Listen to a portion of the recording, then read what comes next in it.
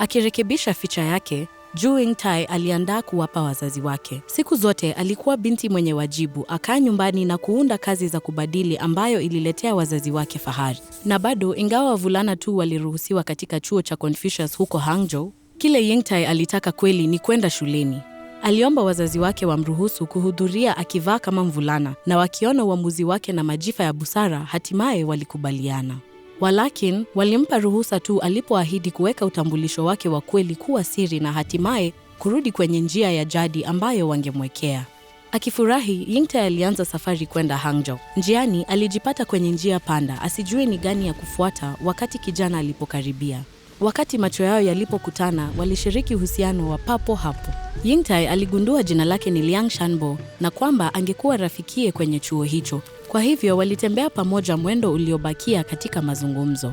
Yingtai aligundua kuwa licha ya kujificha, alihisi hatimaye anaweza kuwa mwenyewe. Wawili hao waliamua kusherehekea kile walichofikiria kitakuwa urafiki mrefu wa karibu na wakawa ndugu walioapiana. Katika chuo hicho, Yingtai akajizika katika vitabu na kusoma na Shanbo mwishoni mpaka usiku. Wawili hao walijihisi nyumbani kwa muda mrefu walipokuwa pamoja. Walishiriki chumba, lakini ingawa Shanbo alimuuliza juu yake, Yingtai daima alitumia bafu peke yake na kufunga mavazi yake hadi kidefuni mwake bila kujali hali ya hewa. Mara kwa mara, Yingtai alisikia wanafunzi wakiitaja tabia yake ya siri. Miezi iliposonga na kuwa miaka, Yingtai aliendelea kufanikiwa katika masomo na kuhisi kama siku za zamani na siku zijazo zilizokusudiwa zilikuwa mbali na maisha. Mnong'ono uliongezeka zaidi na baada ya miaka 3 hakuwa na chaguo ila kuondoka. Akitokwa na machozi, Yingtai alimwomba Shanbo amtembelee. Yingtai aliporudi nyumbani, wazazi wake walitangaza kuwa familia ya Ma kutoka kijiji jirani ilikuwa imetuma mchumbiaji kuomba ruhusa yao kwa Yingtai kuoa mtoto wao. Waliona kuwa wanafaana na kukubali. Kwa kuficha kukata tamaa kwake, Yingtai aliheshimu makubaliano yao. Ila alipojiandaa kwa maisha mengine, alimfikiria Shanbo. Wakati Shanbo hatimaye alitembelea nyumba ya Yingtai, alipatana na mwanamke mchanga. Alikuwa karibu kumwombea ndugu yake, lakini macho yao yalipokutana, alitambua huyo msomi mchanga aliyempenda kila wakati. Shanbo alijua hangeweza kuvumilia kutenganishwa na Yingtai tena na akamuomba kumuoa. Lakini Yingtai aliyevunjika moyo alimwambia kuwa tayari aliahidiwa kwa mwingine.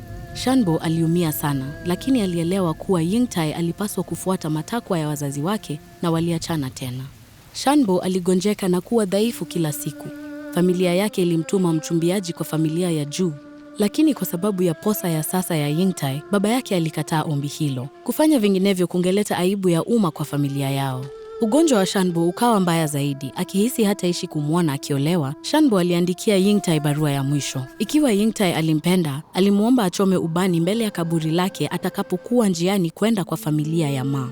Siku ya harusi ya Yingtai ilipofika, pia ilihisi kama mazishi. Wakati mkutano ulipitia mji chini ya angani yenye dhoruba, Yingtai alienda kando na kupiga magoti mbele ya kaburi ya Shanbo, akiwasha ubani na kutoa dhabihu kupitia machozi yake.